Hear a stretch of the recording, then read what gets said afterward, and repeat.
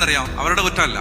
ഇത് മര്യാദയാവാൻ വേണ്ടി ചെറിയ പ്രായത്തിൽ 3-4 വയസ്സുള്ളപ്പോൾ ഓരോ ഫോൺ എടുത്ത് കൈവച്ച് കൊടുത്താണ്. കാരണം 10 മിനിറ്റ് ഇവർക്ക് സ്വസ്ഥത കിട്ടുമല്ലോ എന്ന് ഓർത്തിട്ടെ ഫോൺ എടുത്ത് കൈ കാണാം. അപ്പൊ കൊച്ച് അപ്പനേക്കാളും അമ്മയെക്കാളും സ്നേഹം മൊബൈൽ ഫോണിനോടാണ്. അപ്പൻ്റെ അടുത്തിരിക്കുന്നതിനേക്കാളും കൊച്ചിന് ഇഷ്ടം മൊബൈൽ എടുത്ത് കളിച്ചോണ്ടിരിക്കും. ആരുടെയും കുറ്റമല്ല. ഇംഗ്ലണ്ടിൽ എനിക്കറിയാവുന്ന ഒരു കുടുംബത്തില് ഒരു കൊച്ച് അതിനോട് അതിന്റെ അപ്പ പറഞ്ഞു, നിനക്ക് ഈ ബർത്ത്ഡേക്ക് ഒരു മൊബൈൽ ഫോൺ വാങ്ങിച്ചു തരട്ടെ എന്ന് പറഞ്ഞപ്പോൾ ആ കൊച്ചു പറഞ്ഞു, ഇല്ല, മൊബൈൽ ഉപയോഗിക്കാനുള്ള പ്രായമായിട്ടില്ല എന്ന് പറഞ്ഞിരിക്കും.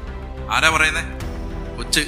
മനസ്സിലായി? അതായത് അപ്പൻ്റെ കൂടെ സമയം ചെലവഴിക്കാൻ അമ്മയുടെ കൂടെ.